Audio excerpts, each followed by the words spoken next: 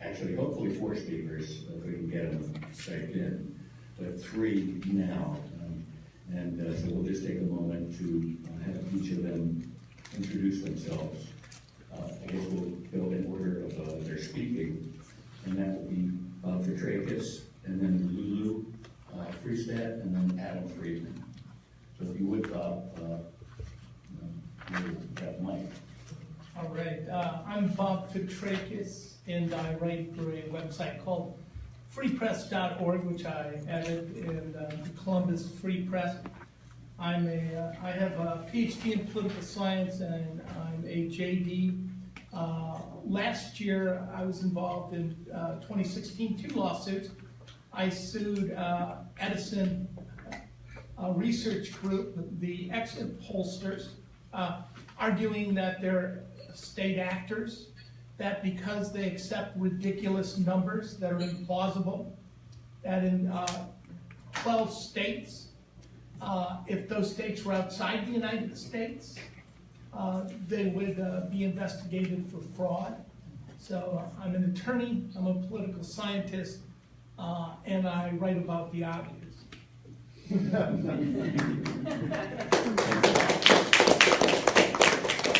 And next up is Lulu Friesdat, and she's on screen. Hi, can you hear me? Yeah. Okay, great. I'm really sorry that I can't be there with you.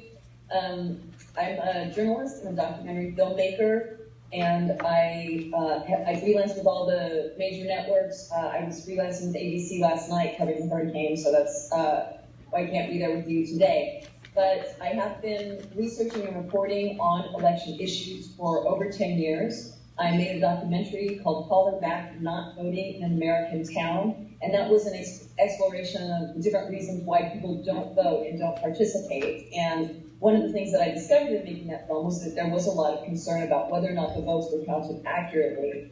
And so I began to research that, and what I found was that there are a lot of problems with the voting technology, the security, the accuracy of the vote. So I've been reporting on that really for the last decade. And most recently, in 2016, I went to Wisconsin. I covered the Wisconsin recount. I've written about the election in Georgia and the security problems there, and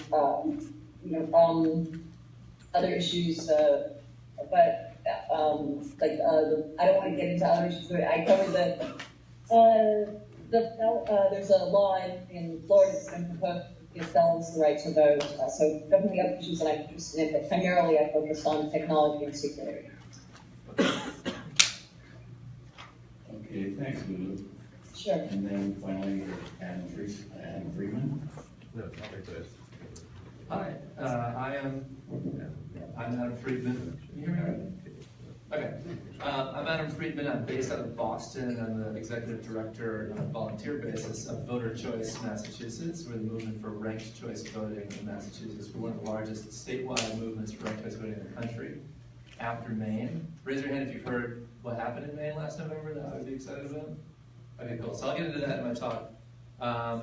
Basically, I take the notion of does our vote count to go beyond just the basic integrity in terms of does the vote literally get recorded accurately and is kept that true to form as it goes through the chain of custody and otherwise. But if we're using plurality ballots, we're getting weird outcomes when there's 3 or more candidates in the race. Our election, the results of our elections in many cases break down and the outcomes change because of spoilers and vote splitting. So I'm going to talk to you folks about how a ranked ballot is actually a vote with integrity. It's a vote that counts because you can express a lot more than just your favorite.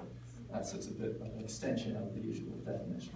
And I'm a civic technologist. My day job is as a business actually make databases of election results for state governments. So right now Massachusetts, Virginia, New Hampshire, and Vermont are using election stats, which is a really cool resource for citizens to access in the same way past elections, 40 years of past elections, and ongoing. Thanks, Adam. Thanks, Adam. There's another speaker who we may or may not get to unless he Skypes in, and that's Bill Simpich, who was an attorney for some of the legal action we took as election justice in California during the primaries. So hopefully we'll hear from him, and he'll be, I guess, last speaker at that point. In any event, what I want to do here is we'll get into each person giving a 10 to 15 minute talk. And if you would save questions till the end, we can just have a free-for-all question and answer period. How does that sound? Good. Okay, well then, I'll have Bob go first, and go to it. Okay, let me, how long am I speaking for? 10 to 15. 10 to 15. Actually, and let me know. Okay, yeah. Okay, let's start with what we already know. You can't have a transparent and valid election if you allow private, partisan, for-profit corporations using secret proprietary software to count your ballots. That's got to be the starting point for any discussion of what's going on in the United States. I can give you a variety of some of my other axioms as well. For example, that which the CIA did covertly in the Third World during the Cold War, they now do overtly in the United States. We're socialized not to question the official vote count. And a little of my background, I talked about having sued in Ohio. 14 counties buy state-of-the-art ES&S OptiScans with audit logs and ballot images. So what happens in that circumstance? Well, they turn off their security, like the making copies of the actual ballot in case something happens. The audit logs, they turned them off. I sued. And here's the thing that people should keep in mind. I sued over the primaries. I sued because I was one of the people on the record that believed that Hillary Clinton and the DNC and contractors close to her were clearly ripping off the Sanders vote. And they were doing it because of through the use of computers. And that is done in a variety of ways. Thanks to the Russian allegations, we now recognize those ways. But again, these are private companies. Number one, you're allowing private companies to control your voter registration, your poll books, and very easy.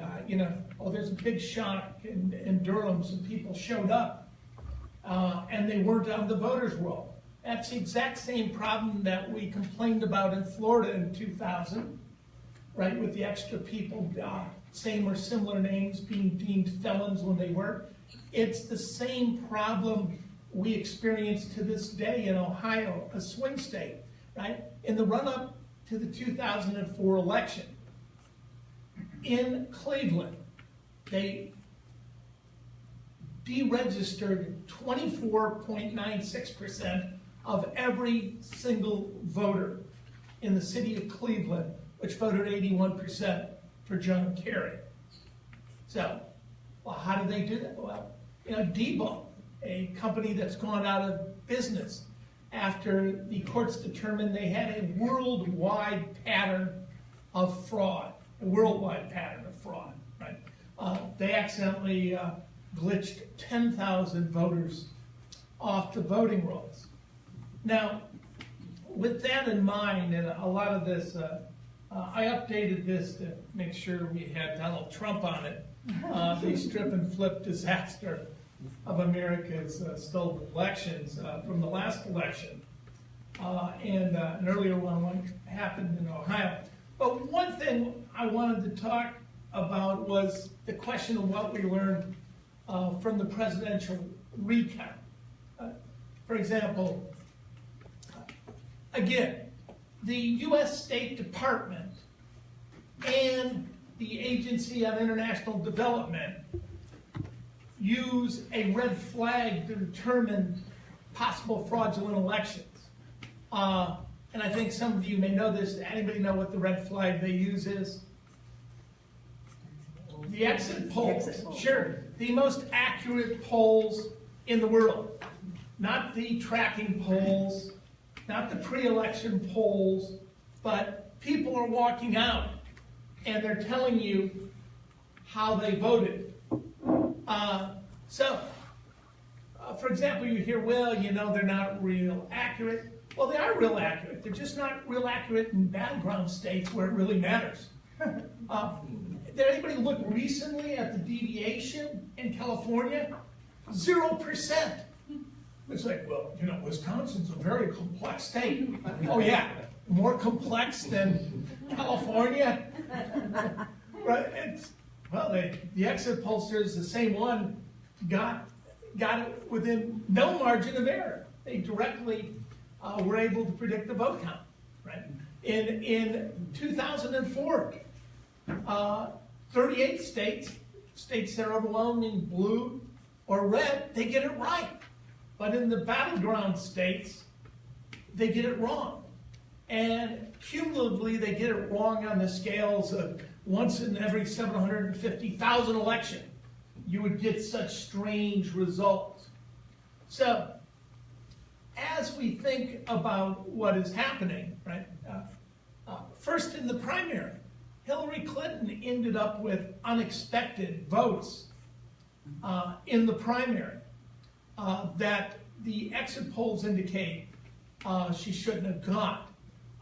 It was real clear since I flew into, I worked in Ohio and said, look, I know what's going to happen in this state. And it's not because I predict the future, but I do study the past, and I've seen it before.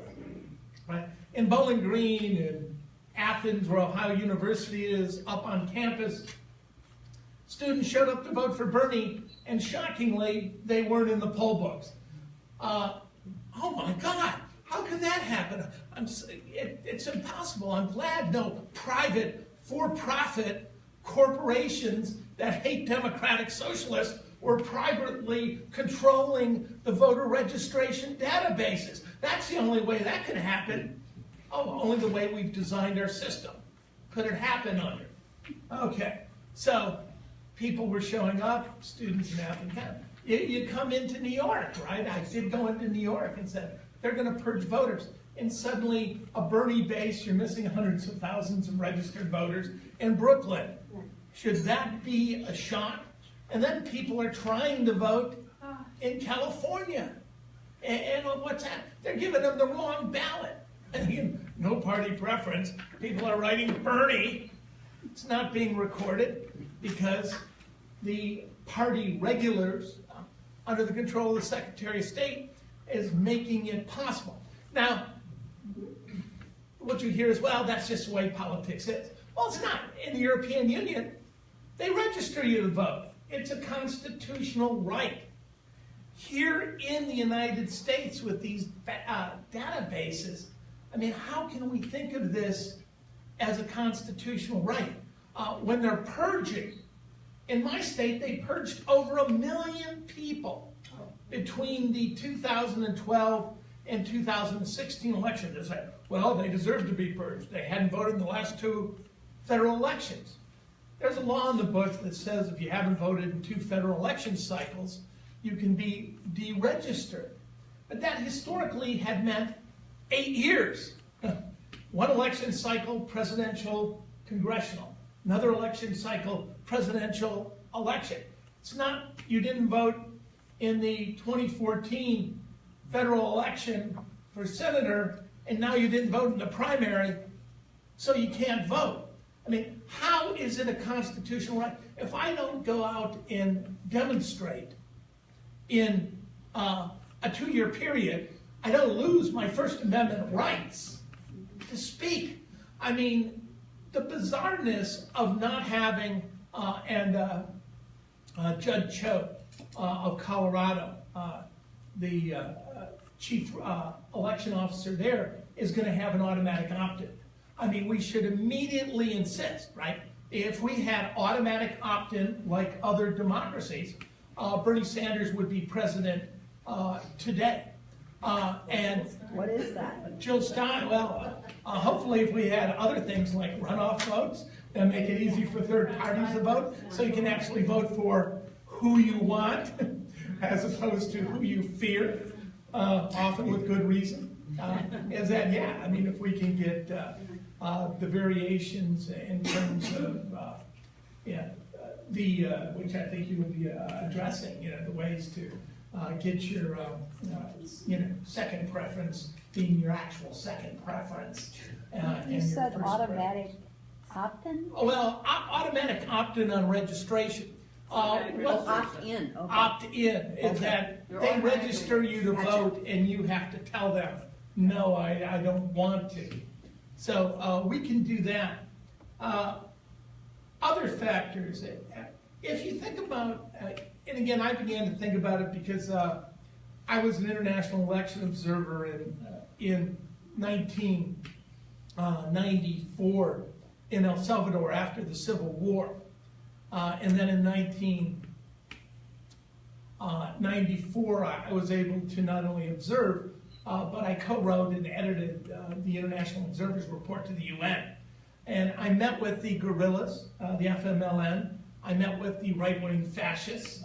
We tried to come up and discuss agreements on what would be fair. All they could think of was a large, clear box, transparent, and paper ballots where you would vote, put them in, open them up, and count them before the world. The TV cameras, the UN, the international observers, all the political parties.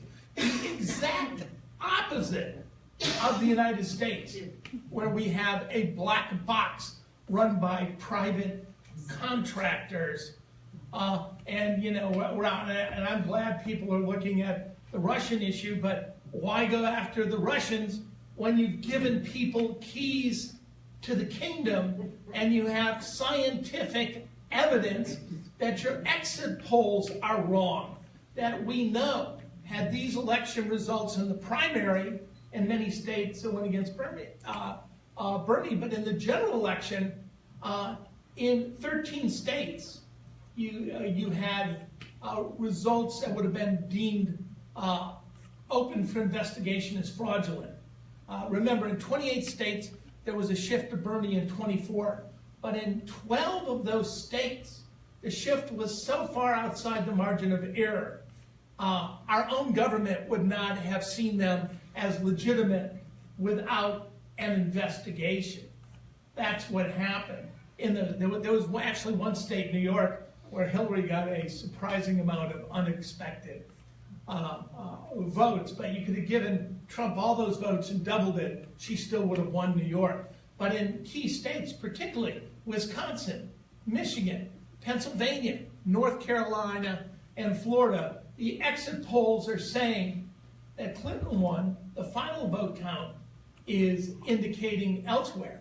And that's why Jill Stein, after it was turned down by Hillary Clinton, went in to look at those numbers, because the people exiting were telling us they voted significantly different than what the official vote count was in those areas. Briefly, what we learned from each of these states, in Wisconsin, they only counted about 49% of the vote. They didn't count the vote in Milwaukee. A state judge said, well, they have a right to look at the ballot, or they can just push the button and the numbers come out again. So that's what they did in Wisconsin. Also in Wisconsin, and we're still litigating this, it's still in litigation, the source is supposed to be held in escrow. So we argued we had a right to look at the source code in escrow and see if anyone, Russians, Seidel, ES&S, these American companies, although Seidel's from Spain, from Barcelona, and I'm trying to figure out how this mysterious company got to count the votes here in the U.S. So that's what happened in Wisconsin. they didn't comply with their own law. In Michigan, a totally different problem. You can't recount anything if somebody breaks the security seals.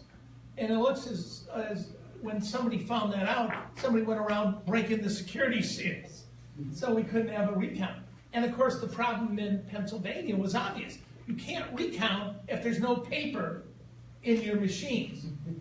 If 85% or more don't have any paper, how are you going to recount?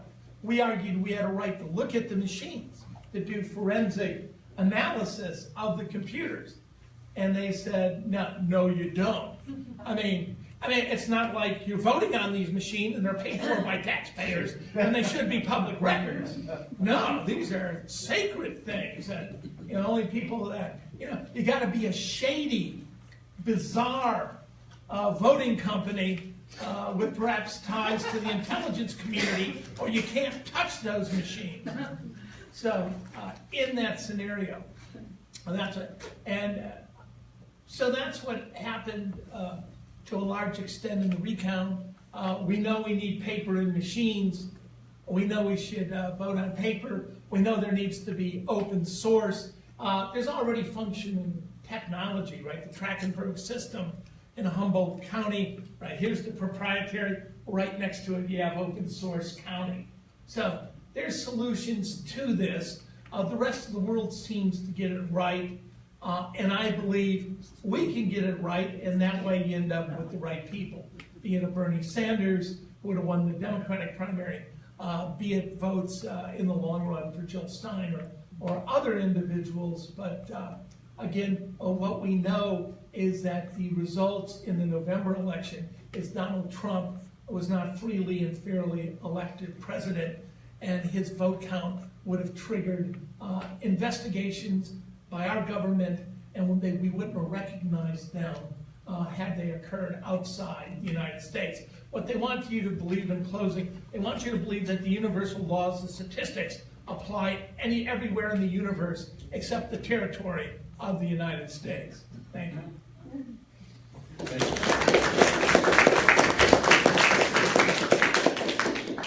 Okay, so I'm going to allow maybe Lulu and Adam want to go a couple extra minutes, so that's fine, because I think we're going to have time.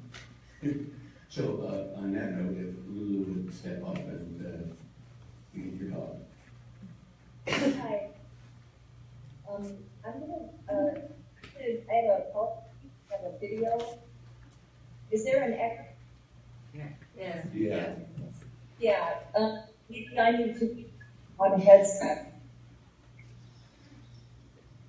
If, give me 1 second. She's going to try the headset. When we practiced on this, she doesn't have to remove the headset.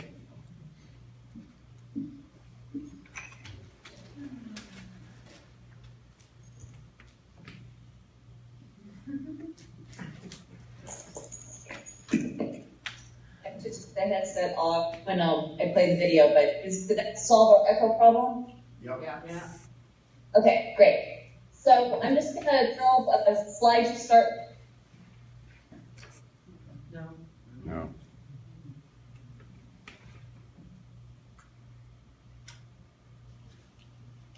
So what we're really trying to focus on here are solutions.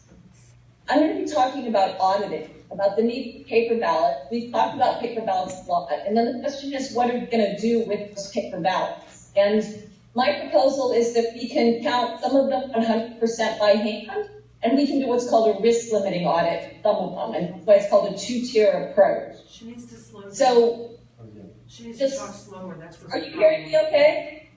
That's They what the want problem is, you to it's slow modulating. down. No, that's what Okay. the problem is that the technology's not able to pick up the modulation rate, she's talking too fast. And does she have slides? Are you ready to show slides now? I am. Maybe, oh, I think I haven't done the screen share. Let me try the screen share. Okay. I think that's the problem. And then tell me, Yeah, tell her to just talk a little slow down a little bit. Okay, yeah, I'm getting like some kind of like nasty feedback in my headset. So that was my first slide. Can you guys see that? Yes. Okay, great. And so, Okay, so- if you could slow down a little bit, the lag when transmission would be accounted for. Okay, so I will slow down.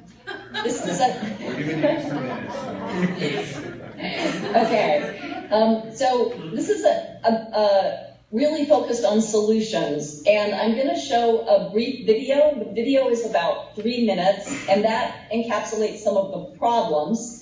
I'm specifically focusing on the problems with the electronic voting equipment, but there are other problems that Bob was talking about. He talked about problems with the voter registration database. The databases are also a unique issue that needs to be dealt with.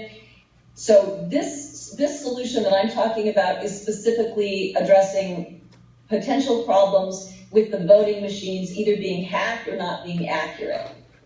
And I'll just say again, sorry, who I am. I'm Lulu Friesdat. I'm an Emmy Award-winning journalist and documentary filmmaker. And so right now what I want to do is show you a video. The video, are you still having problems hearing me? No, we just darkened the room so that your slides show up.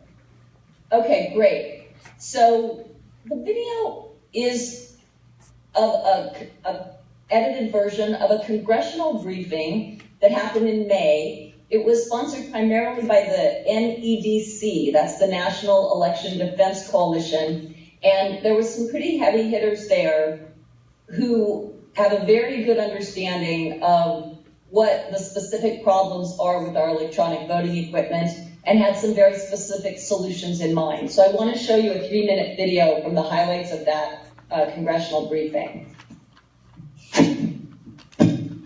And just give me 1 second to get that video full screen.